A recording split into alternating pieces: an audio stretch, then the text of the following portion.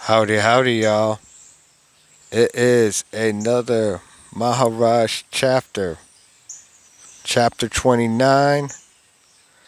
Living is life's only purpose. Which I gotta say, as soon as I saw that time, I'm like, facts. I'm like, 100%, that's correct. Yeah, and I felt this way about,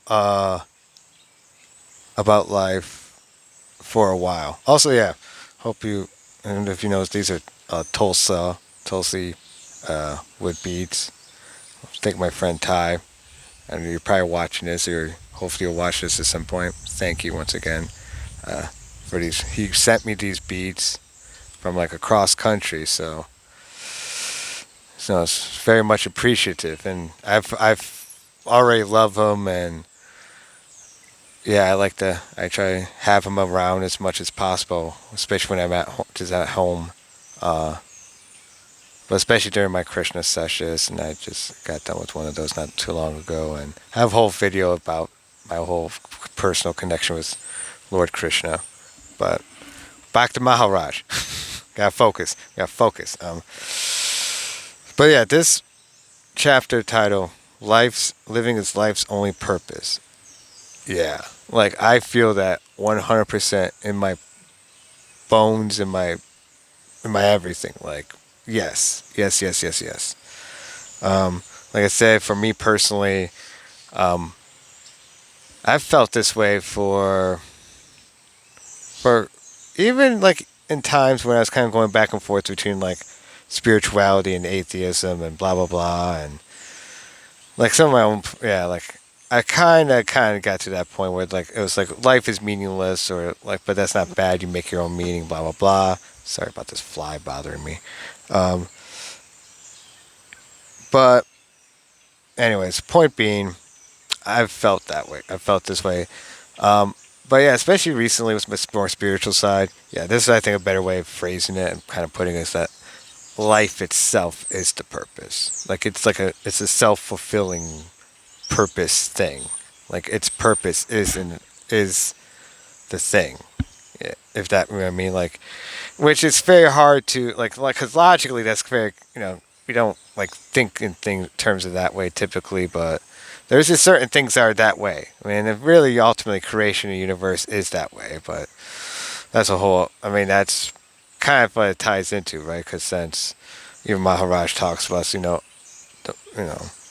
yeah, that you're I am God, the witness, they are one, and we are, the universe and God is one, and thus, yeah, so we are all one.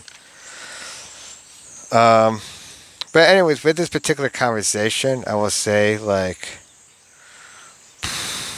I find it very interesting. Like in the sense that there's definitely parts of it, especially at the beginning, where definitely Maharaj would say some stuff, and it felt like it was going right over the guys, like this questioner's head.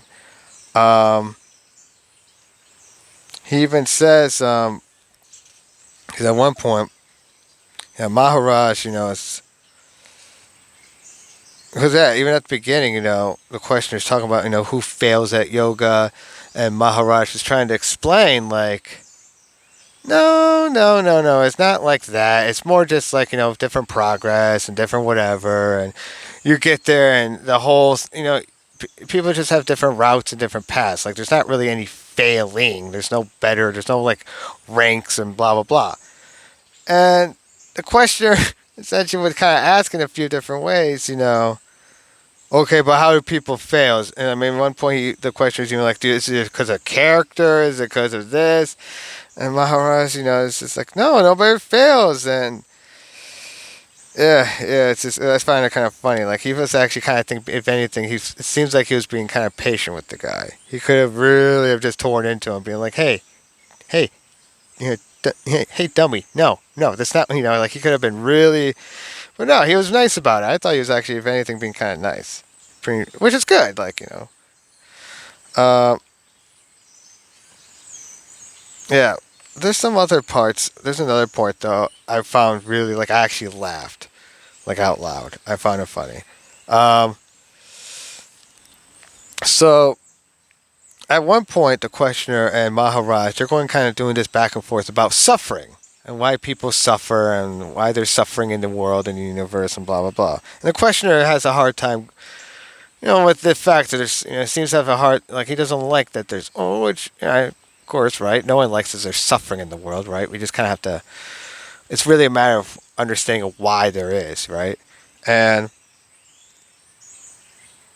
and at one point, Maharaj, the questioner says, still, you are in favor of relieving suffering, even through destruction of the incurable diseased body. Maharaj, again, you look from outside while I look from within. I do not see a sufferer. I am the sufferer. I know him from within and do what is right spontaneously and effortlessly. I follow no rules nor lay down rules. I flow with life, faithfully and irresistibly. Questioner, questioner, still, you seem to be a very practical man in full control of your immediate surroundings. Maharaj, what else do you expect me to be? A misfit?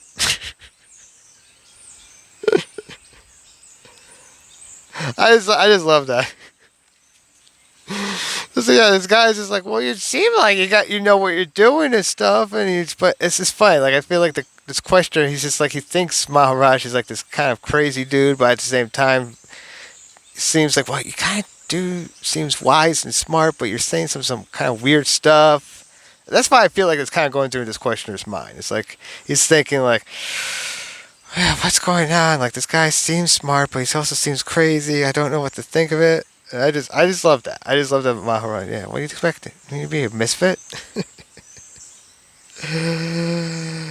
And then of course the questioner says, yet you cannot help another much.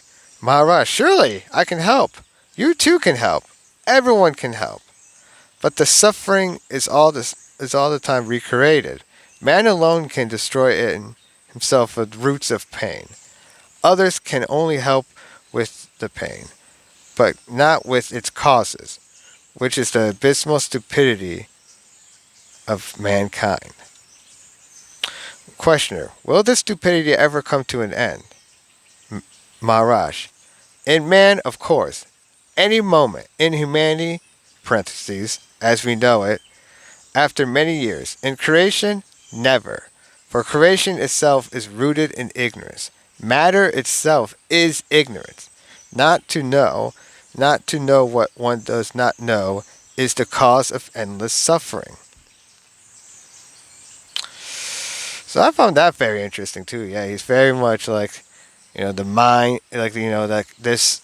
Yeah, it's very interesting, like what he's, because that's kind of more like especially into the mind, like what he, like how he views the world, how he sees the world around him, what it actually is, like as this dream, this that this, this matter, this physical stuff, that is all very much the illusionary. I apologize for this light, the sun. There, probably put over here for now. Um, but anyways,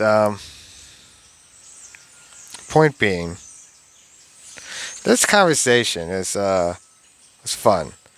And towards the end, it gets yeah, they do talk about the dream and how everything's like a dream and well, everything's a dream. Um, questioner is like, well, it's like how do you escape? And Maharaj, I found it really interesting how Maharaj responds to this idea of escaping the dream. That is, the world and blah blah blah. There is no need of a way out. Don't you see that a way out is also part of the dream? All you have to do is to see the dream as dream. Questioner, if I start the practice of dismissing everything as a dream, where will it lead me? Maharaj, wherever it leads you, it will be a dream. The very idea of going beyond the dream is illusionary. Why go anywhere? Just realize that you are dreaming a dream you call the world and stop looking for ways out. The dream is not your problem. Your problem is that you like one part of your dream and not another. Love all or none of it, and stop complaining. When you have seen the dream as a dream, you have done all that needs to be done.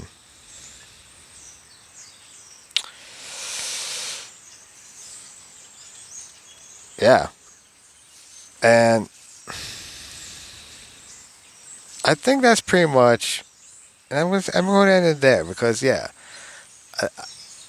I found that pretty powerful too. And this one is one I might go back to because, I mean, this will probably be one of the ones I'll definitely go back to a few times. I mean, this whole book I'll definitely be, like I say before, I'll be reading at least once or twice, maybe just as a regular habit.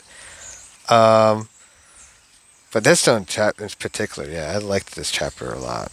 Especially, like I say, the titles. The title's one of the good ones. Because, like, I mean, and I felt this way for years. And so, yeah, life's living is life's only purpose. So don't worry about, like, oh, what's the meaning of it all? The meaning is self inherent. So just sit back, relax, and enjoy the ride. And I hope you all have a blessed day and a good one. Peace.